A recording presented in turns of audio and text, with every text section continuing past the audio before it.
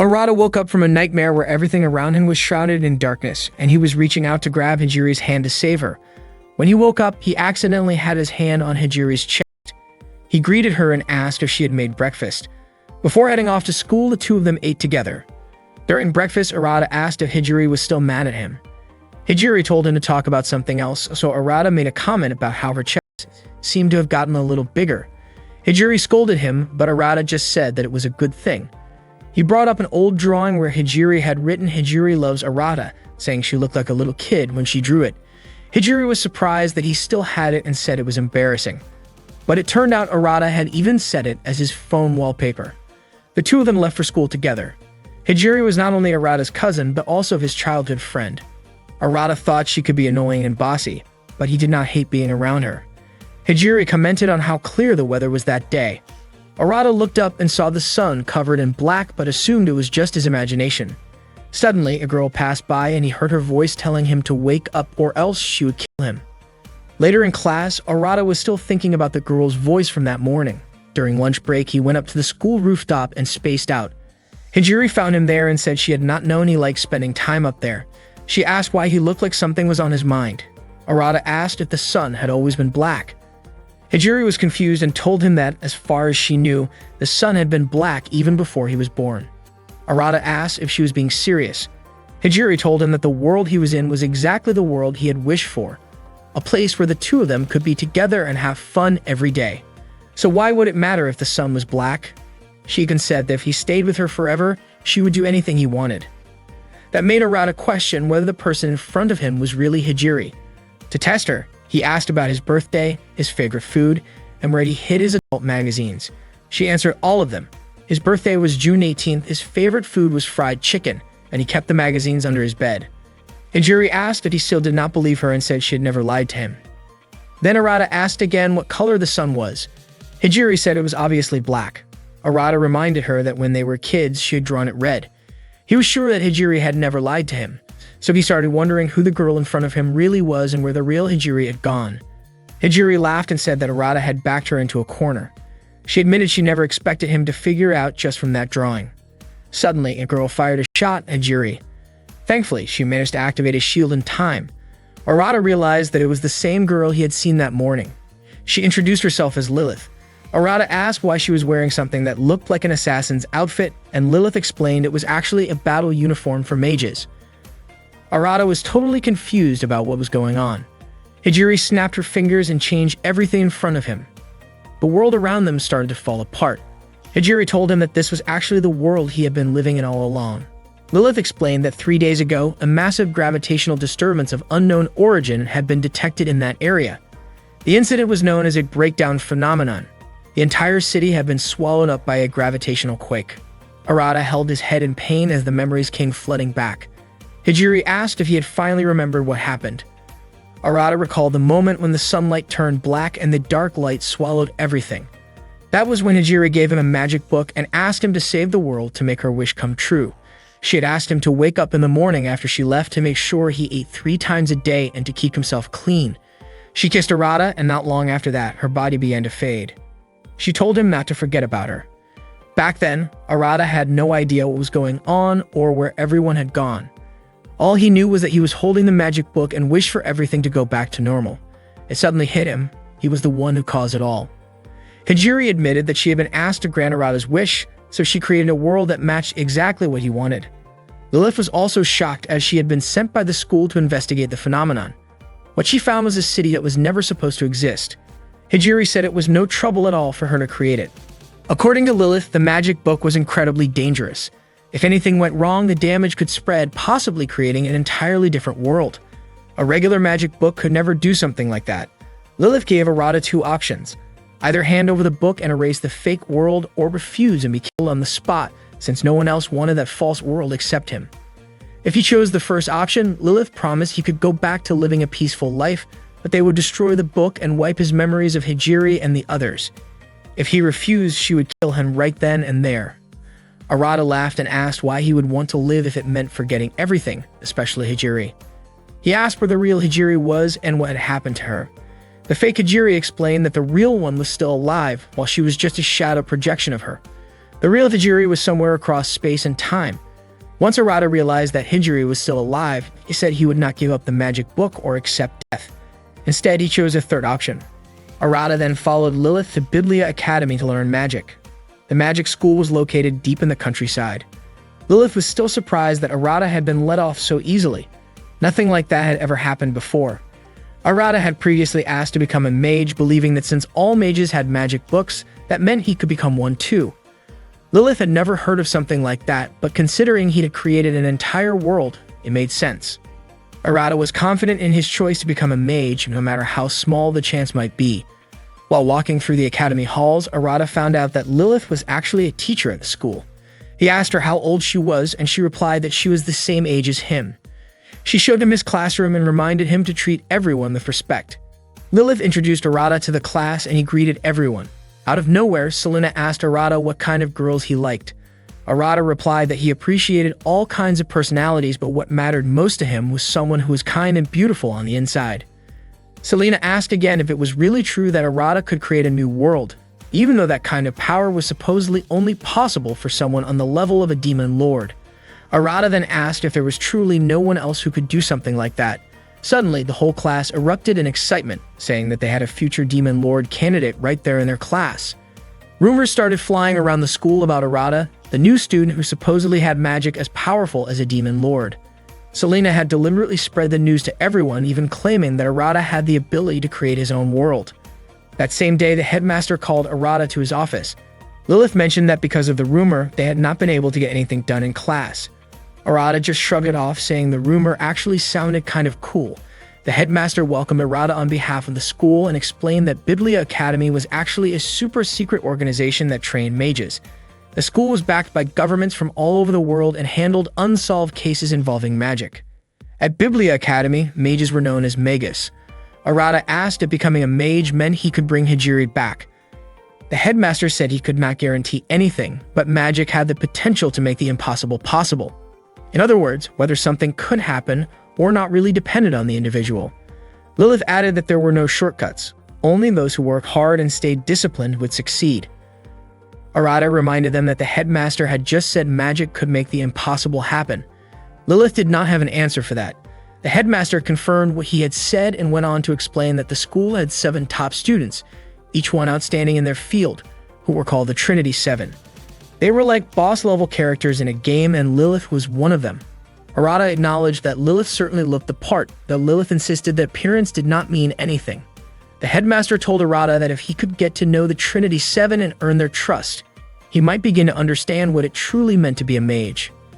After they left the headmaster's office, Lilith told Arata not to take everything the headmaster said so seriously. While walking through the hallway, Arata suddenly sensed someone's presence above him. The girl dropped down from the ceiling, realizing that Arata had noticed her. She landed gracefully and approached him. Arata was impressed and said she looked like a ninja. The girl introduced herself as Leifi. She actually was a ninja. Arata asked if that meant she wasn't a mage. Leifi explained that ninja arts, astrology, and even more intimate forms of magic all fell under the category of sorcery. Arata was surprised by the last part, but Lilith quickly told him it wasn't any of his business.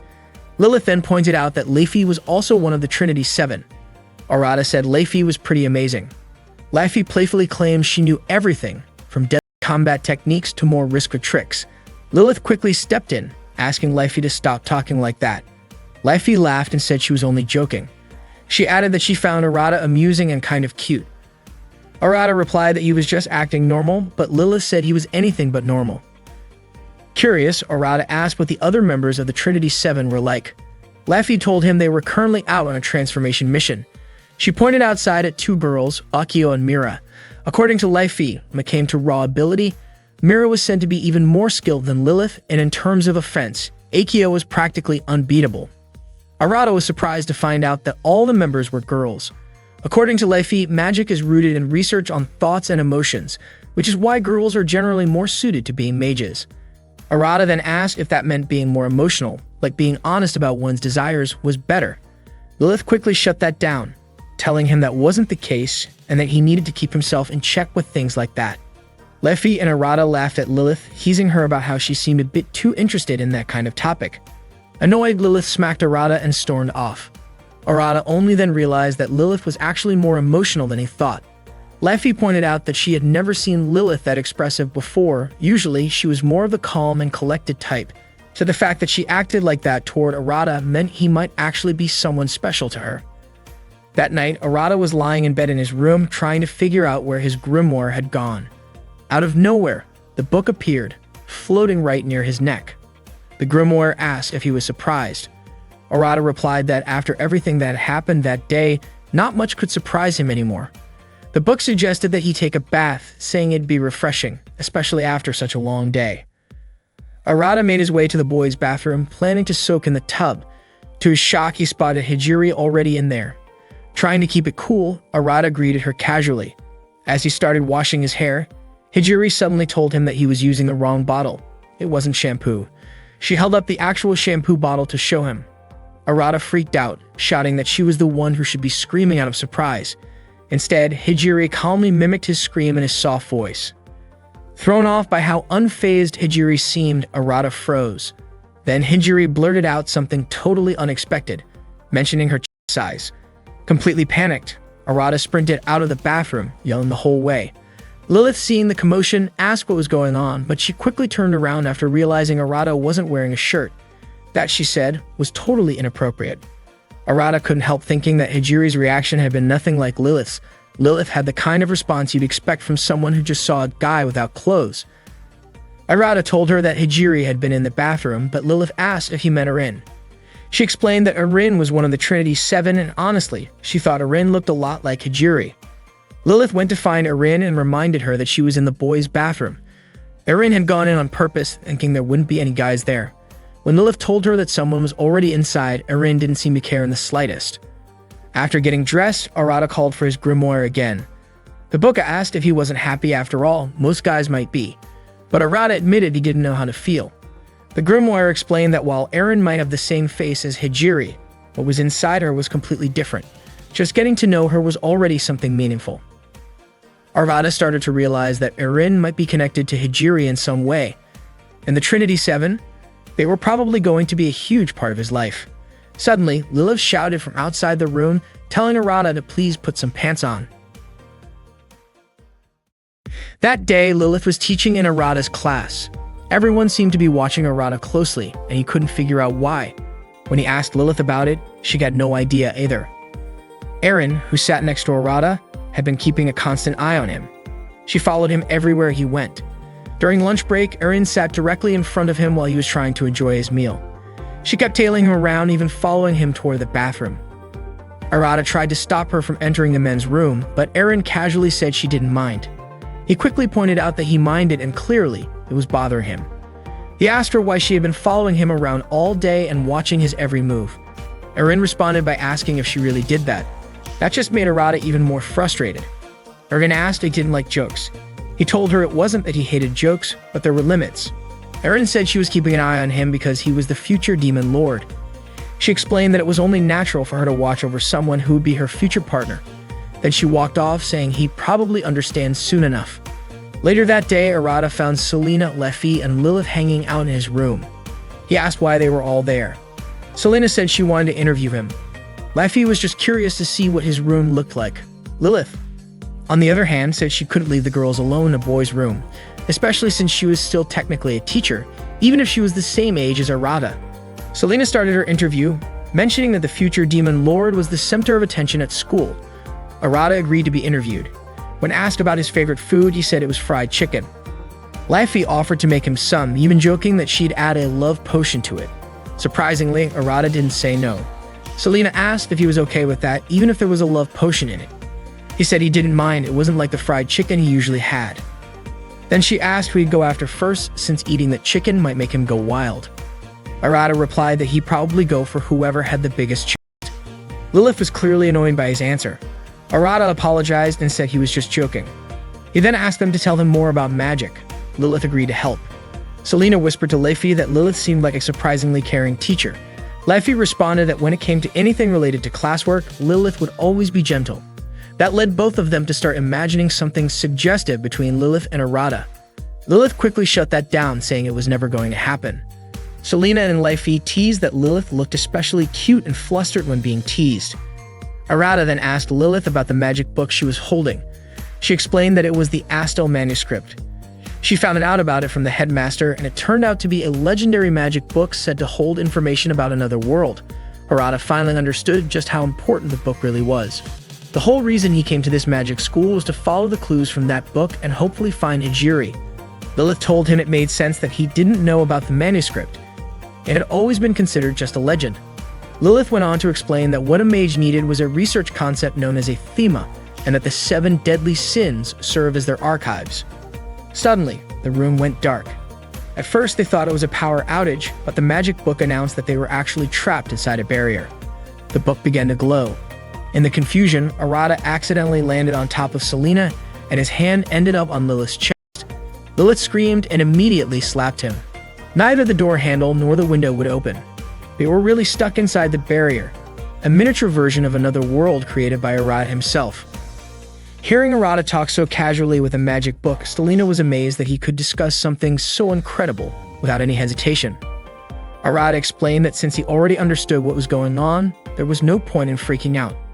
Lilith said the barrier had cut them off from their dimension, and that it was the first time she had seen anything like it even after all her years at the academy. The magic book mentioned that the current game seemed to be about figuring out how to escape from their situation.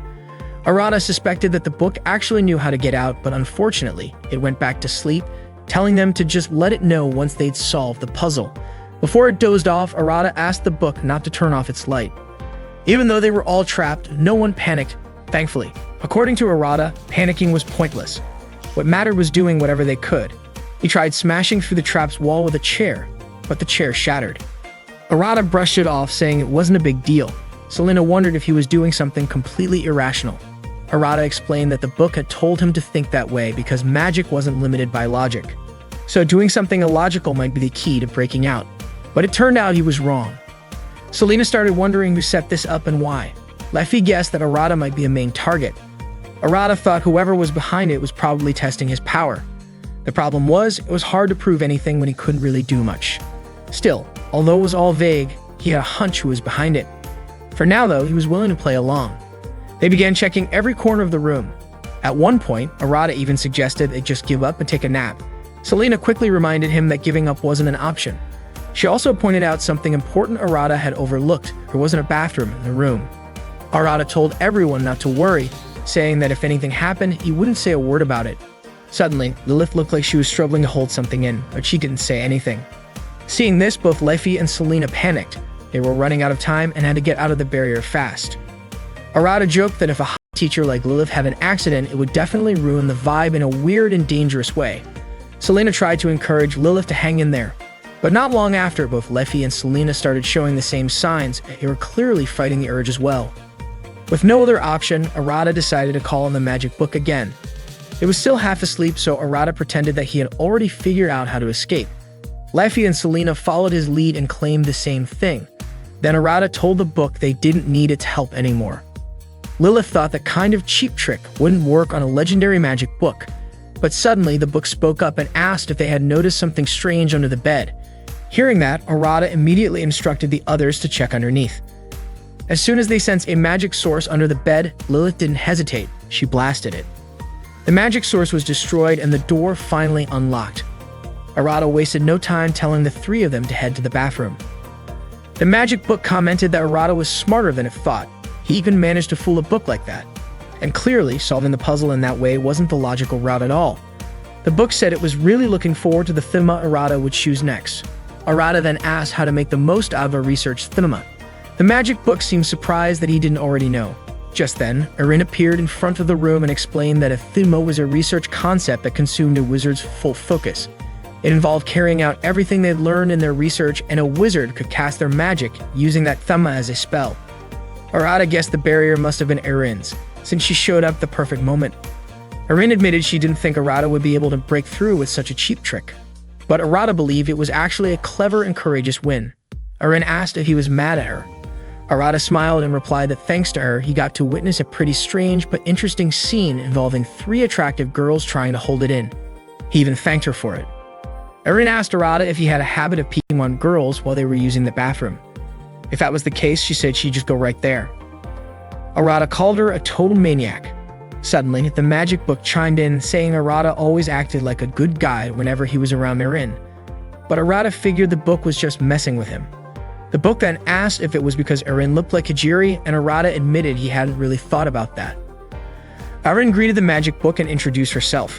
They hit it off pretty quickly, and she ended up borrowing the book. Arata couldn't deny it. Erin really did remind him of Hijiri.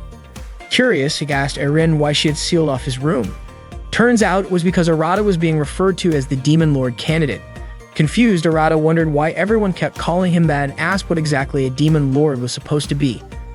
Erin explained that it meant he was destined to be the king of those who walk the path of destruction, and that was him. She also mentioned that the headmaster knew about it too. Right then, the headmaster suddenly appeared in front of them. But instead of acknowledging him, Arata asked Erin if they could go somewhere more private to talk in detail.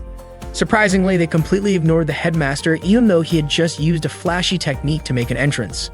Arata and Erin walked into a room where Lilith was already waiting. Without warning, Erin casually asked Arata if he would be interested in sharing a bed before marriage. Arata responded by saying it was a bold idea, leaving Lilith completely stunned by the unexpected conversation. Arata then told Lilith that her presence helped him stay calm and asked if she would stay with him a little longer.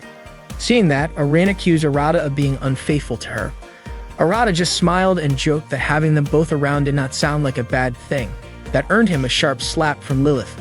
Trying to shift the focus, Arata asked Erin why she had locked them inside his room. Lilith was surprised to learn that Erin was behind it. Erin explained that she did not mean to trap anyone, she just did not want to waste time. She added that the headmaster had told her a strong emotional conflict could trigger a major magical phenomenon in the Demon Lord candidate. Arata suggested they go talk to the headmaster, but Lilith revealed she had already dealt with him by tying him up and tossing him into the waste incinerator, since she thought he would only make things worse. Still confused, Lilith asked why the situation needed to escalate into a destructive magical event. Erin said she wanted to show them something. She told Arata to place his hand on hers, and a strange magical force began to take shape. Erin linked it to the Ira archive to activate her magic Thema. Her Thema was Rowena, which meant destruction. Arata suddenly felt a surge of pain as Erin broke through the magical restraints of his spellbook. She forced its limits, making it impossible for Arata to hold back the power inside him. His magic book then asked Erin if she was trying to push Arata's magic beyond its limits. Lilith began to worry. If this continued, the entire school might be affected by a destructive magical reaction. Not long after, objects all around the school began breaking down into tiny particles. Lilith realized this was the phenomenon they had been warned about, and it looked extremely dangerous. Erin explained that destruction was the core of her Thema. Since Arata was closest to Rowena, she believed it was their responsibility as mages to study this kind of magic, no matter how extreme it seemed. Even she had not expected the effect to be so powerful. Meanwhile, Selena approached Leffy and asked what was happening. Leffy guessed it had to be a breakdown phenomenon, especially since even the sun appeared to be darkening. The headmaster, tied up elsewhere, was in disbelief that Erin had actually triggered the event. If it kept spreading, the entire academy could collapse, and he knew he could not allow that to happen. The magical energy kept growing. Erin was shocked by how much power had been unleashed. Lilith realized that if this did not stop, the damage might not be limited to just the school, it could reach far beyond that. She aimed her weapon at Arata, preparing to stop him, but Erin stepped between them. Lilith asked her to move, but Erin refused. She could not stand by while someone hurt the man she considered her future partner. Lilith reminded her that the destruction could take out everything, including Erin herself. But Erin insisted. To her, the purpose of magic was to explore the unknown, even if it meant stepping into something as dangerous as destruction. Just then, Mira and Akio suddenly broke through the wall, calling in a surprise entrance. They had just returned from trying to contain another breakdown event elsewhere, only to find their own school under threat. Mira was a top Brumoyer security officer, and Akio held the third highest rank in that division. Lilith asked why they were back so soon, since their mission was still underway. Akio answered that it had already been wrapped up. Suddenly, the destructive energy stopped. Mira had used her own powerful magic to neutralize it. Her Thuma was Eustitia, linked to Superbia, the Archive of Pride. Mira stated that she would not allow any form of magical corruption to spread. She then ordered Akio to eliminate Arata, since he was the source of the incident. Akio activated her magic and prepared to strike. Lilith stepped forward and told her not to do it. Erin tried to move but realized she could not. Akio told them not to take it personally. This was just part of her duty. She was there to eliminate anything that threatened balance, and Arata was currently seen as that threat. Without hesitation, she launched a powerful kick directly at him. Arata and Arin were punished for blowing up the school by being assigned to work at a beachside food stall. Arin admitted it was Arata's fault, since she saw him as her husband, but Arata argued she was just as responsible. In the end, Arin said it was just husband and wife teamwork. Lilith reminded them that they were absolutely forbidden from doing any more experiments that could destroy the school. Arata got that working was part of their punishment, but he still wondered why they had to do it on a remote southern island. Lilith explained that the headmaster had planned the trip ahead of time. Plus, since the school was unusable anyway, he thought this would be a good opportunity. At that moment, the headmaster was actually back at the school, fixing the mess himself. Arata was surprised. He did not expect the headmaster to be that capable. Just then, Selena and Leffy showed up. Leffy pointed out that even if the headmaster did not look like much, he was actually one of the top 5 mages in the world. Arata complimented their swimsuits, and Leffy said they were designed to draw attention to flat-chested girls. Selena quickly insisted she was not flat, but Leffy argued flat-chested girls were great and could definitely steal the spotlight. Out of nowhere, Arata said he liked all kinds of chests as long as they belonged to beautiful girls. Then Selena suddenly yanked down Lilith's bikini top, flashing her chest at Arata and leaving her completely mortified. Arata gave her a perfect score, 100 points. Selena was stunned that Lilith had even worn a bikini, and Leffy accused her of trying to seduce Arata. Arata started daydreaming about Lilith asking him to rub sunscreen on her, and in the heat of the moment, he blurted out a marriage proposal. Watching from the side, Arin asked if he was trying to build a harem. Lilith shut him down right away and told him to stop saying ridiculous things. Before Arata could say anything else, he saw something even more amazing than swimsuits, but Lilith quickly pointed her magic gun at him to shut him up before things got out of hand. Earlier, Mira had ordered Akio to eliminate Arata. Lilith had tried to stop her, and Arin wanted to help too, but she suddenly found herself unable to move. Akio did not hesitate. She said not to take it personally, it was just her duty to eliminate evil. She landed a powerful kick on Arata, and Mira thanked her. Akio thought the job was done.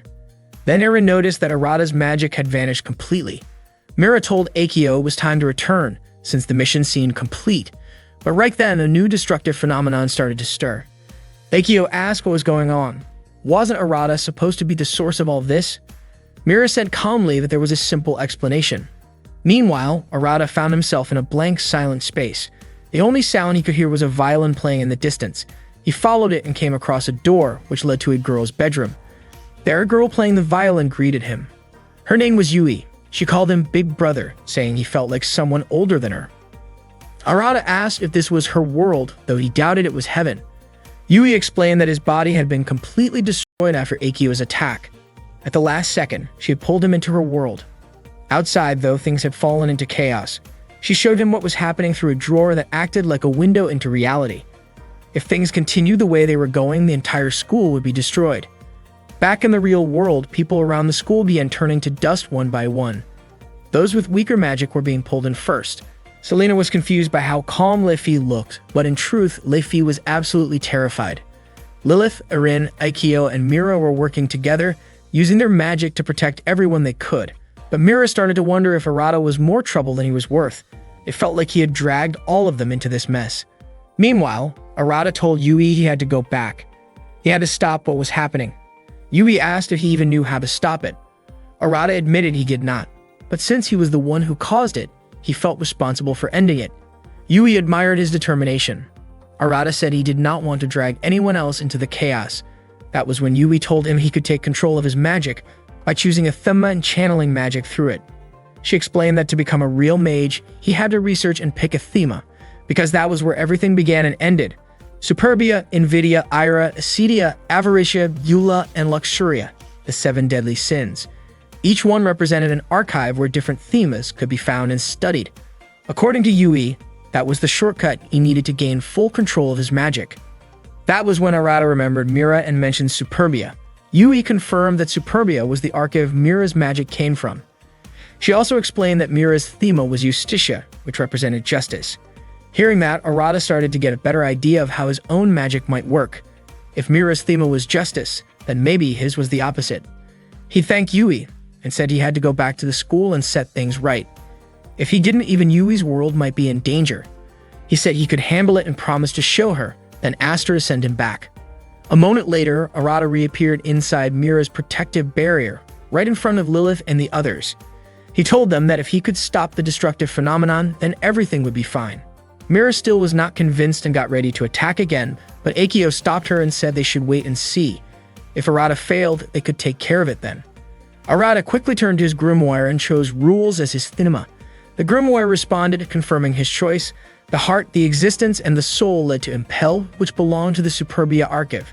The Astal manuscript, Arata's grimoire, officially declared its contract with him. Without wasting any time, Arata activated his Thema and entered Magus mode. With that power, he and the grimoire could take control of all the magic in the area and erase it. He shouted for all the surrounding magic to vanish, and just like that, the destructive phenomenon stopped completely. But then something unexpected happened. Lilith, Erin, and Akio's clothes vanished. Only Arata and Mira were still dressed. Lilith screamed and scrambled to cover herself. Akio asked why Mira's clothes were still intact, and Mira explained that her crystal sphere had reflected the effect. She sighed and said the Demon Lord candidate was way too much trouble, and she never wanted to deal with that again. Then even Arata's clothes disappeared, making Lilith scream again in shock. Later, Arata proudly told Selena that he had saved everyone with his amazing new technique. Selena asked what kind of technique he meant. Erin jumped in and said that Arata's new power had erased the destruction entirely. Arata told them it was called Magus Mode. Selena said this was Arata's official debut as a mage, but Lilith cut in, warning him not to show that off to just anyone. Out of nowhere, Leify commented that Lilith should not be flashing her chest to people either. Then, true to form, Leify grabbed Lilith's chest and casually said she was impressed, talking about its elasticity, softness, and shape. Lilith told her to stop, but Leify seemed to be enjoying herself. Not long after that, Lilith pulled out her weapon and fired it. Arata and Selena quickly ran away. While they were alone, Arata asked if Selena really wanted to see him. She replied that what she wanted to see was what was under his underwear, but then instantly took it back. She just wanted to see him in Magus mode. Suddenly, Arata's magic book spoke up and said Selena was good at teasing him. Selena asked if it was really a magic book, and it answered by reminding her that the last time they met, she had been holding in her pee. Embarrassed, Selena told Arata to show her his magical powers. Since no one else was around, Arata activated Magus mode. Selena was amazed. Then, without warning, she used her magic to bind him using a photo. Her magic, Logos Art, had the power to restrain even future Sorcerer Kings. Arata's magic book told him to show Selena his ultimate technique. In a flash, Arata broke out of the spell and made Selena's clothes disappear. Selena let out a loud scream, which reached all the way to Mira and Akio, who were swimming nearby. Akio asked Mira if she was still sure nothing was going on, and Mira replied that Arata really did seem like a complete pervert. Akio agreed, saying that a magic spell that people might actually be terrifying. Selena told Leify what had happened, and Leify said Arata sounded pretty interesting. While they were walking down the hallway, they suddenly heard voices coming from near Lilith's room. It was Arata and Lilith. Leify and Selena immediately assumed they were up to something naughty. But as soon as they made a sound, Lilith opened the door and punched both of them. Turns out, nothing was going on. Arata was just talking to her about how his magic might be able to bring Hijiri back home. Arata and the others were on their way to the mixed bath. Lilith explained that the reason Arata wanted to become a mage was to save his missing cousin, Hijiri, who had disappeared during the destruction phenomenon. Selena asked if there was any other way to bring her back. Lilith said that the headmaster had told her Arata needed to meet with the Trinity Seven. Arata remembered the headmaster saying the Trinity Seven had to become his allies. He already knew that Lilith, Erin, Leify, Mira, and Akio were part of the Trinity Seven, which made 5. So he asked who the other 2 were. Selena told him one of them was a girl named Yui, but she hardly ever came to school. Arata said he had already met Yui, which surprised Selena. She explained that Yui was a special sorcerer that could only talk to her in dreams. The last girl had disappeared before Arata even got to the magic school, and no one knew where she was now. Arata said there was no way he could meet all of them right away, and Leify told him to just focus on the ones he could reach for now. When they got into the bath, the girls started soaking while Arata watched from the side. He wondered out loud why they were still wearing clothes, since technically they did not need them in the bath. Mira and Akio immediately called him a disgusting pervert. Akio even warned that if she ever saw him naked again, she would punch him. Mira got out of the bath saying she could not relax in the same place as Arata. Arata figured that was just how Mira was. As the conversation went on, Arata told the Trinity's 7 members that he wanted to build real relationships with all of them. Leffy said that Akio was crazy strong and Mira was basically immune to any kind of magic. Arata remembered how Mira had reflected his spell before, so that checked out. Selena teased that maybe Arata should try learning how to control that clothes erasing spell and use it on just one person. She said it would be more fun that way. Erin clarified that the spell was not about strong people, it was a type of magic that erased other magic. Selena then joked that since Arata was a guy, why did he not just make something simple like a gun or a sword? Arata thought that sounded like a good idea, so he asked Lilith to give him her gun. Lilith said she could not because the weapon had to be summoned with magic. Arata asked if he could just copy it and use the same kind of magic. Lilith explained that her Thema and Archive were completely different from his. Selena suggested that maybe all of them should show Arata how their magic worked. Laffy pointed out that Arata was still just a level 1 candidate for Magic King. Arata admitted that his Thema only awakened after he saw Mira's. He then asked Lilith to show him her magic. Lilith refused, saying magic was not something you just flash in front of people for no reason. Arata begged her to at least show a little, just for a moment. Lilith still said no and told him he needed to study magic properly first. Arata kept pushing, saying he would do anything to bring Hijiri back, so she had to help him in any way she could. Hearing that, Lilith finally gave in a little and said that Arata owed her big time. He immediately hugged her, but she smacked him right away. After that, Lilith activated her magic. Her style was called Outer Alchemic, basically alchemy-based magic. Arata quickly told his magic book to transform into a gun, and somehow, it actually worked. Arata was thrilled. Lilith could not believe he had pulled it off so easily, since that kind of thing should have been impossible.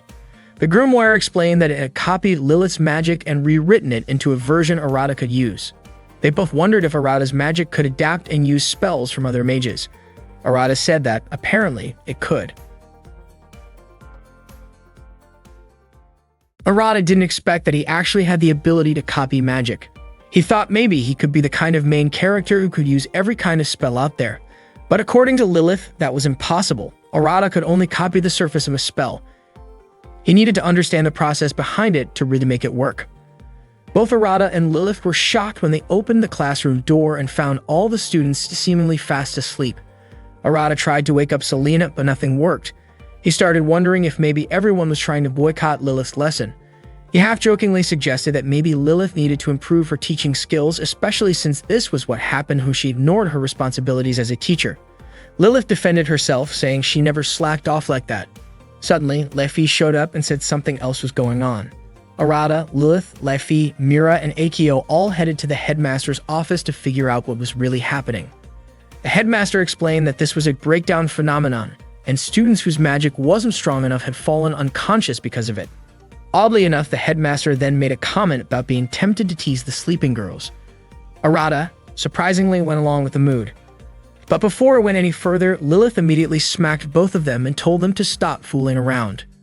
Mira told Akio they needed to eliminate the breakdown phenomenon as soon as possible. The headmaster asked Mira to work together with the others, but she refused, insisting that she and Akio were more than capable of handling it on their own. Before leaving the room, Mira shot Arata a cold, judgmental look. Arata, half-jokingly, wondered aloud if maybe Mira had a crush on him. Erin quickly shut that down, saying Arata was way too full of himself. Arata told Erin she should try being a little more open, to which she dryly replied, "Like letting you see me naked again." Lilith then turned to the headmaster and asked if the breakdown phenomenon was really what he said it was. He confirmed that powerful magic was leaking from beneath the school. Leffy guessed that the magic could be coming from Yui. Arata asked if Yui was the girl with the second sexiest body after Lilith. The headmaster confirmed it. He explained that Yui lived in a prison underneath the school and her magic was going wild, which caused this whole situation. That was the first time Arata learned that the school even had an underground prison. Lilith, Arata, Leffy, and Erin made their way through a massive underground labyrinth to find Yui. Leffy explained that Yui was a mage who lived on the other side of this world, basically, the dream world. That was her Thema, and that's why she was sealed away. She used Cardinal class magic, making her the second most powerful mage after the headmaster. According to Erin, Yui's immense power had caused her world to fall into a deep sleep. When Arata asked what that meant, Leafy said simply that the world Yui used to live in was destroyed. Lilith suspected that Yui might have been influenced by the Demon Lord candidate because she had met Arata. Arata realized there was a chance this whole phenomenon was partly his fault. Lilith reassured him that they could still fix it. Leafy encouraged them to find Yui before Mira and Akio did. Arata asked why it was so urgent. Arin explained that one of the duties of Grimoire security was to reformat breakdown phenomena and eliminate anything corrupted by them. So if Mira and Akio reached Yui first, they would likely destroy her. Understanding the stakes, Arata agreed they had to find Yui quickly. Since the place was dangerous, they needed to switch into Magus mode. Leafy noticed that something, or someone, seemed to be waiting for them. It turned out to be demons. Demons often show up during breakdown phenomena or in places with magical interference. They're creatures from another world that feed on magic, and those who wield it. Arata mentioned that the gun he created before might come in handy, but he didn't know how to summon it again. He asked his grimoire if it could transform into the same gun, but the book replied by asking him for the composition details. Arata was confused since the last time the book had done it easily. Meanwhile, Arin put up a barrier to keep the demons at bay. Arata kept trying to summon the gun he wanted. It did appear, but in a completely different form. He tried to use it, but it didn't work. Frustrated, he tossed it to the ground, and unexpectedly, it ended up canceling out Arin and Lilith's magic instead.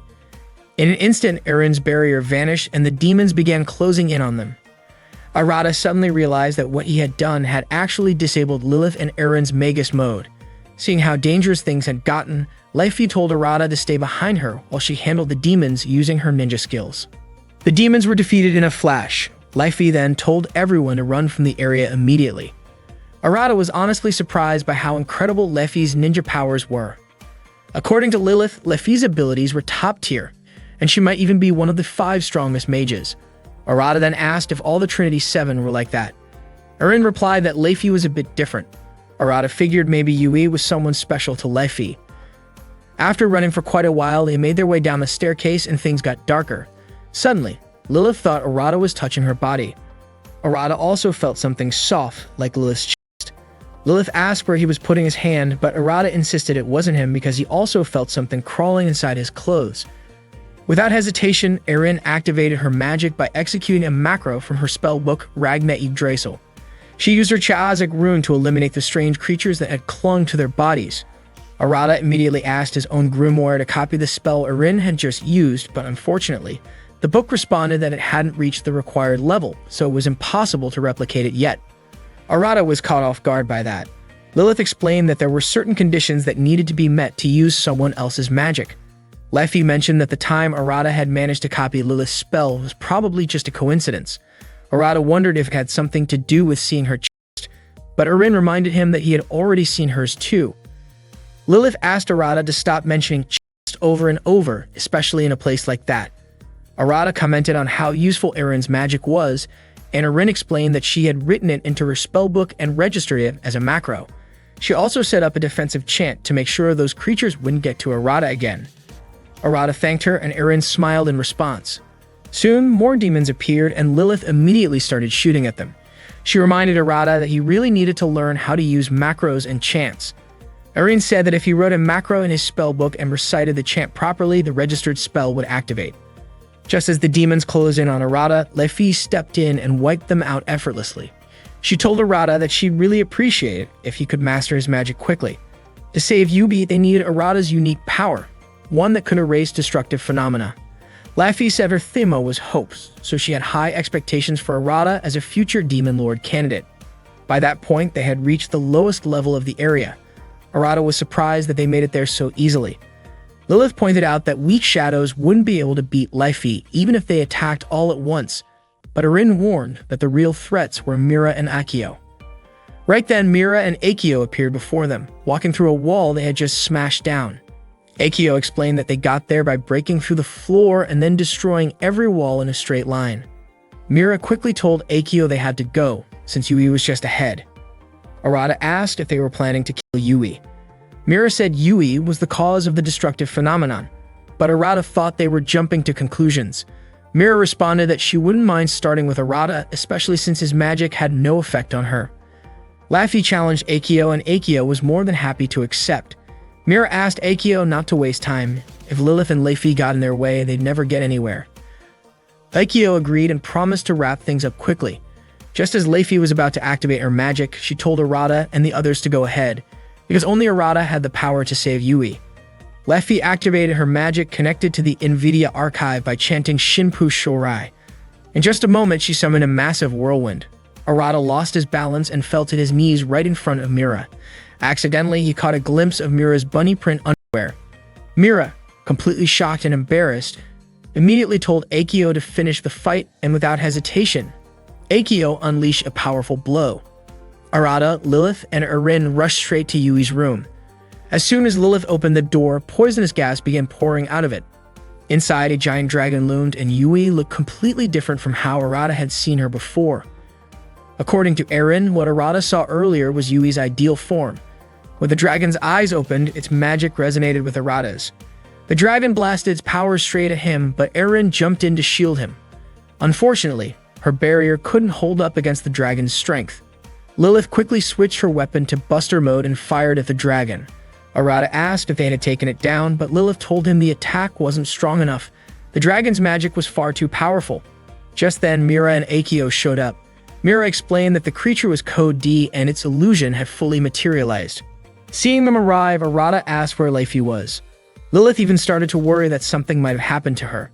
Suddenly, Leifi appeared right behind Lilith and, out of nowhere, squeezed her chest, causing Lilith to scream loudly. Erin asked Akio if they should consider a ceasefire, but Akio thought they couldn't afford to take it lightly.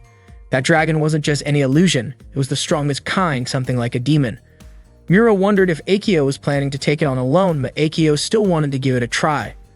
Leifi helped Arata up and told him to take a deep breath and refocus on his grimoire. Not long after, he started to recover, and the toxic gas that had been coming from his body began to fade. Watching Lilith and the others teaming up to take down the dragon, Leifi encouraged Arata to join them in the fight. She reminded him that magic battles could erase destructive phenomena, and if he truly wanted to find Hijiri, he would eventually have to face battles like this. Arata asked Leifi how to summon his gun, saying he wanted to use it. Leifi agreed, saying it was the best way to help Yui. Arata called her kind, but Leifi said she didn't expect anything from anyone. Yui had never really made friends, but the two of them had a lot in common. According to Leifi, Arata's Thema magic was the furthest thing from who he was. And because she didn't expect anything from others, she had ended up wishing for everything. Arata understood. Magic was about doing the things that seemed most impossible or unreasonable. He wanted to get everything under control and stop the destructive phenomenon. Leifi asked Lilith to give Arata a proper magic lesson. Lilith started explaining. She told Arata he needed to choose his materia first. His grimoire said the incantation could be the same as what Lilith used, and that part didn't matter much, but Arata had to be careful. He had a habit of underestimating magic. Using too much of it without thinking could end up swallowing him one day. Lilith explained that alchemy is bound by material exchange and that it uses either magic or a person's soul as its cost. So if it's used too much, the price could go beyond what Arata can handle. His grimoire warned that if he kept pushing his magic, it might overwhelm him, and Arata could turn into a demon. The book even mentioned that if his magic spiraled out of control, he might end up just like the demons he had faced before. And since Arata was a candidate for Demon Lord, he could potentially become an even greater threat, maybe even worse than the dragon. Still, Arata agreed to go through with it. Leifi told him to imagine the process, his grimoire turning into a gun, complete with a grip, barrel, and trigger. She gently kissed his finger as a way of placing her magic there. Then she told Arata to picture himself firing a magical bullet straight from the tip of that finger. Arata followed Leifi's instructions and started visualizing the weapon in his hand. After asking his grimoire to make it real, the book quickly activated the spell. In no time, it had transformed into a gun in his hand. With no hesitation, he ran straight toward the dragon. Mira could feel a powerful surge of magic radiating from him. Arata aimed the gun and fired at the dragon. It only took one shot. The dragon vanished instantly. Yui regained consciousness and greeted Leifi. Arata asked if she was okay. Yui smiled and rushed over and hugged him tightly. At that moment, she wasn't wearing anything, but she was overjoyed that Arata had saved her. Without any hesitation, Yui confessed that she loved him. Leifi smiled to herself. Watching the potential Demon Lord wipe out Code D in a single shot, especially while living side by side with her hopes, made things a lot more interesting for her. One morning when Arata woke up, he suddenly found Yui and Erin sleeping completely unclothed on either side of him. Lilith came into his room to wake him up so he wouldn't be late for class, but she was completely shocked to find Arata in bed with both girls. Instead of reacting with embarrassment, Arata cheekily invited Lilith to join them. Later that day during PE class, Yui walked up to Arata and pressed her body close to his. With a playful smile, she called him a pervert. Seeing how close Arata was getting to Yui, Erin immediately hugged him too, asking if he was happy, to which Arata simply nodded. Yui then joked that Arata shouldn't worry. She would be fine even if she was just his second wife. Arata still couldn't wrap his head around the fact that their magic academy actually had physical education classes. He was completely distracted watching Lilith run, his eyes fixed on the way her chest moved. Even Erin noticed and commented that Lilith, who was usually shy, actually looked pretty good with her figure. Out of nowhere, Mira and Akio showed up behind Arata, catching him off guard. Mira immediately told Akio to get rid of Arata, calling him sinful trash. Just as Akio was getting ready to strike, Arata begged her not to go through with it. Mira warned Yui that while she might have escaped trouble this time, both she and Arata were still dangerous. If anything went wrong, Mira and Akio wouldn't hesitate to eliminate them in the name of Grimoire security. Yui nodded in understanding. Selena, who had been watching from a distance, called it a battle between the most powerful mages of the Trinity Seven over who would get to claim Arata. Lilith showed up and reminded everyone that endurance training was important for mages. She asked what was going on, and Arata casually replied that the girls were planning to fight over him. Just then, Liffy appeared, saying that she understood and that it would be best to settle things right there. Kaikio agreed, especially since someone had irritated her earlier. Laffy activated her magic by linking to the archive of Nvidia and executed her Thema. Akio responded by linking to the archive of Gula to activate hers. Not wanting to be left out, Erin declared that she also had something to prove as she wanted to become Arata's wife. She activated her magic by linking to the archive of Ira and launched her Thema as well. Lilith tried to stop them from using their magic on the spot, but Selena, ever the excited photographer, quickly began snapping shots of the moment. She captured Laffy in her shamanic spell form, Akio in her ancient mode, and Erin casting her Childic rune. She was amazed that she could photograph them in their Magus forms and joked with Lilith, asking if she wasn't going to join in too. After all, Arata was about to be taken from her. Caught off guard, Lilith blushed and stammered that she had no romantic involvement with Arata. Erin then pointed out that Arata liked her because of how her chest bounced when she ran. Embarrassed, Lilith quickly covered herself. Yui, refusing to stay quiet after hearing that the others were fighting over Arata, activated her own magic by linking to the archive of Avaricia. Selena could hardly contain her excitement. No one at the academy had ever seen Yui's Magus form before, and now she could even see her Arc Symphony clearly. Yui looked stunning. Lilith explained that Yui's magic belonged to the Cardinal class. With a cry of Starry Night Serenade, Yui pulled everyone into her world. Inside this dream world, Arata found himself entering Yui's room. She now looked like the mature version of herself, the same one he first met. Yui told him that this was her dream form. Arata admitted that while he liked her adult form, he also liked the other side of her, describing it as a charming blend of youth and boldness. He asked where everyone else was, and Yui explained that she had put them into a dream state, allowing them to sleep peacefully. However, Mira wasn't affected like the others. She had used her Gehenna scope at the last moment to reflect the spell. Surprised, Yui realized Mira had the power to bounce back any magic aimed at her. Arata suddenly remembered that Mira had once managed to make his clothes disappear using that same ability. Mira coldly replied that all she did was reflect his gross spell, and told him she found him absolutely disgusting. She made it clear that she would never forgive him, and turned and disappeared without another word. Arata said that Mira was cute, but also a little terrifying. Yui asked if Arata was interested in Mira too. Arata replied that it was only natural for a guy to want to get close to a cute girl, which made Yui laugh and say that Arata was really honest. As Yui leaned in to kiss him, Arata gently stopped her. He told her that if she really wanted to do something like that, they should at least get to know each other better first. Then he asked if she was friends with Laffy. Arata figured that since Yui didn't really understand what friendship meant and Laffy couldn't bring herself to expect anything from others, then Laffy's Thema must be hope, while Yui's might be friendship. Yui said he was right, but admitted that she had been asleep and alone all this time. Without the shock from Arata's magic, she would have never woken up, so in a way she was glad she didn't have anyone. That's when Arata finally understood. His magic had cancelled out Yui's magic and woke her up. Erin gently patted Yui on the head and asked her to be friends. Arata added that he would help Yui study her Thema. Yui got super excited about becoming friends with Erin. Then she looked at Arata and asked if being friends meant he could do anything he wanted with her now. Just as Arata was about to respond or maybe act on it, Lilith suddenly shouted, stopping him in his tracks. Arata was surprised that even in a dream, Lilith still managed to interrupt him. Yui giggled and said Lilith was seriously dedicated. Arata suggested that Yui return everyone to the real world. Instead, Yui suddenly kissed Arata and thanked him for saving her. In an instant, everyone returned to the real world, but only Arata and Yui were still unconscious. Eren, Lilith, and Leify waited by their side for them to wake up. With Yui now part of the group that made 6 members of the Trinity 7, but they still had no idea where the 7th member was. Selena showed up and mentioned that since Arata had managed to save Yui, maybe he could also find the final member. Meanwhile, Mira was taking a bath. Akio asked why she seemed so deep in thought. When Akio touched her, Mira was startled and slipped, but Akio quickly apologized. The two of them soaked together in the hot springs. Akio could tell Mira was still feeling down and asked again what was bothering her, but Mira didn't feel like talking about it at first. Akio moved closer and reminded her that she didn't always have to act like the captain of Grimoire security. Sometimes it was okay to just be herself. Mira eventually opened up. Lately, she'd seen more and more signs of breakdowns, people losing control of their magic and turning into demons. These incidents were starting to shake her up. She wondered if any of this was connected to Arata, the candidate for Demon Lord. Mira felt like it was her duty to purify and destroy those powerful beings who had fallen. But Akio told her not to carry all that weight alone. She said those corrupted beings were her enemies too, and she'd take care of them. Mira just needed to keep leading her.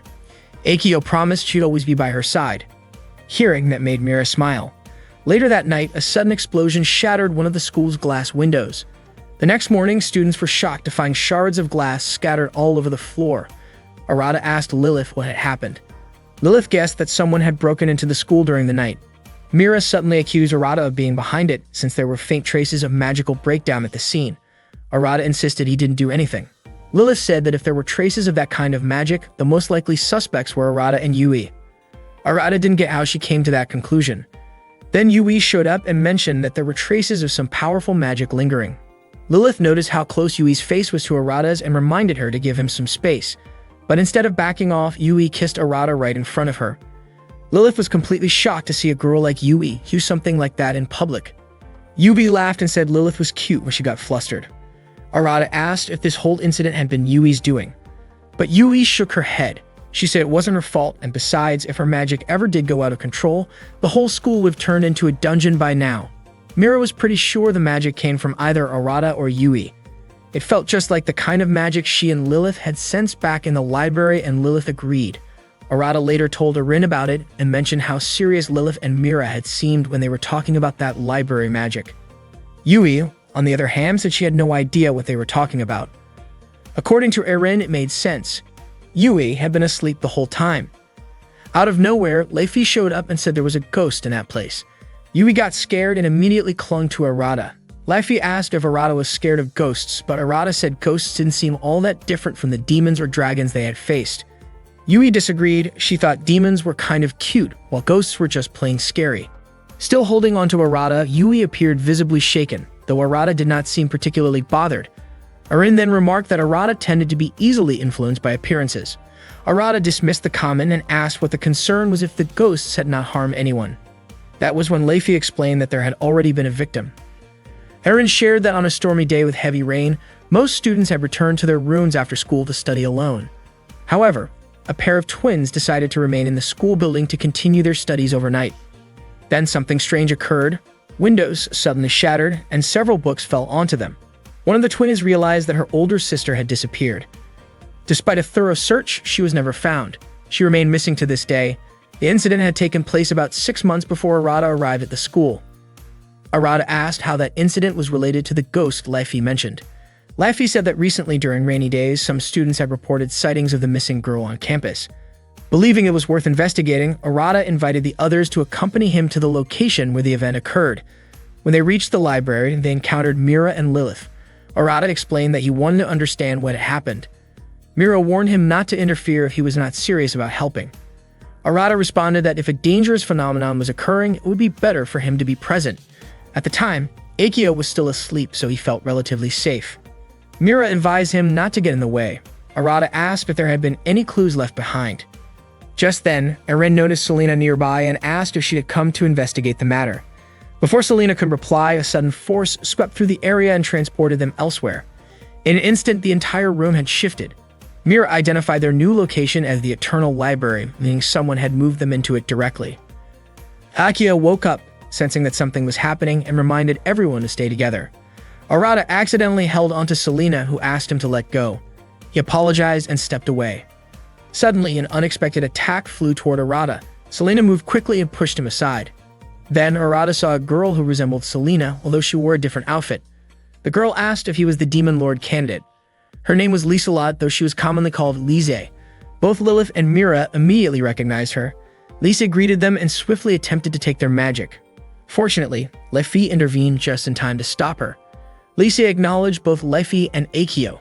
Akio guessed that Lise had become a dark mage. Selena checked on Arata, and he asked what was happening. Selena then revealed that Lise was her twin sister. Arata asked if the person everyone believed to be a ghost was actually Lise. Lise smiled at the mention of the rumor. Lilith explained that Lise had conducted a forbidden experiment in an attempt to connect herself to the Eternal Library. Mira added that Lisa used to serve as vice captain of Grimoire Security, and Selena noted that she was also one of the Trinity Seven from Acedia. Lisa laughed and said it was interesting that so many powerful mages had gathered around the future Demon Lord. She saw it as an opportunity to absorb their magic. She then stepped away, saying she needed to continue studying magic through her grimoire. She admitted that her involvement with Grimoire Security had only been a way to gain access to knowledge about destructive phenomena. When Lisa turned her attention to Arata, Selena acted quickly and protected him. Lisa acknowledged that Selena had discovered her intentions. Selena, who could also use Logo's art, had calculated exactly where Lise would appear.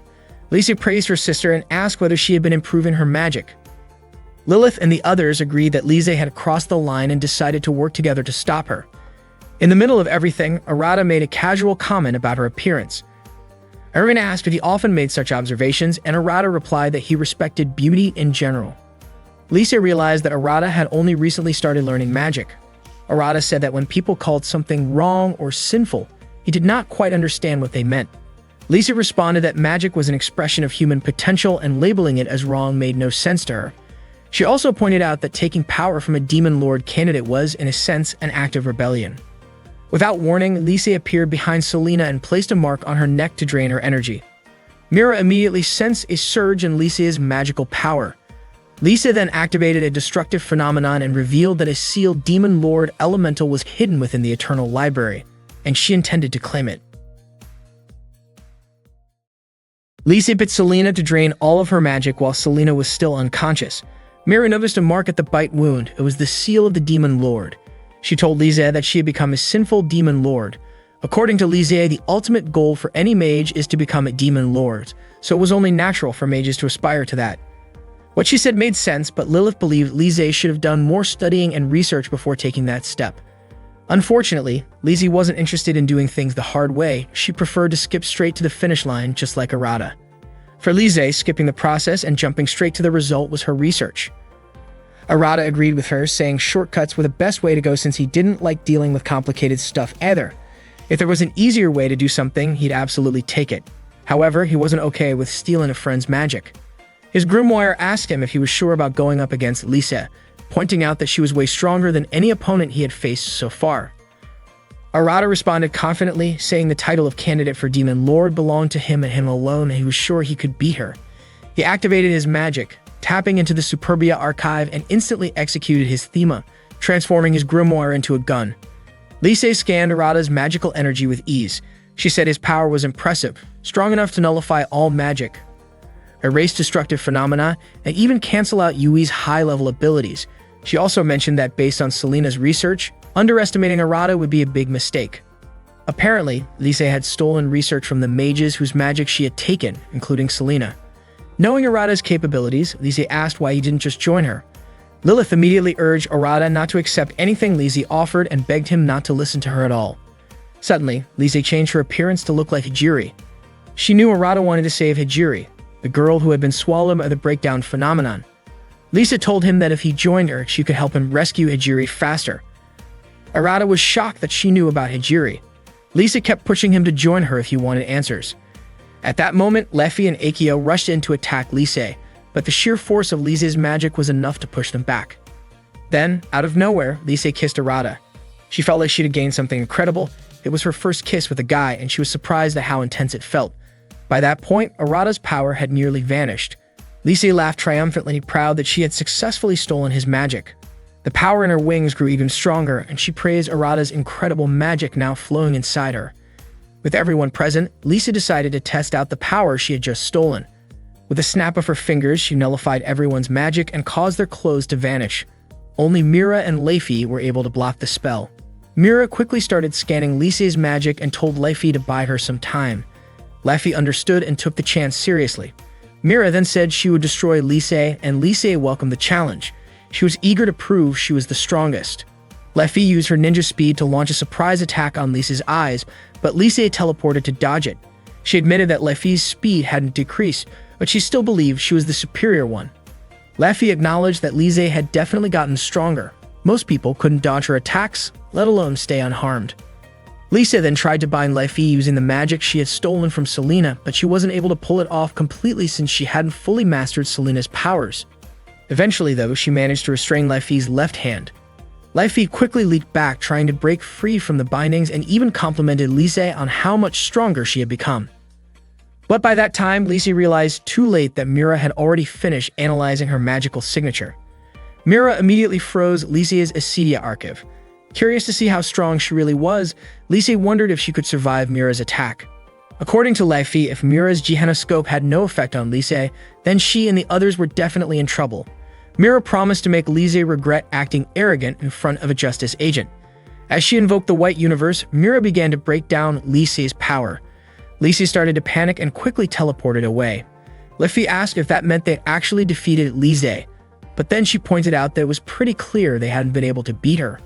Quietly, Lisey tried to steal Mira's crystal orb, but failed.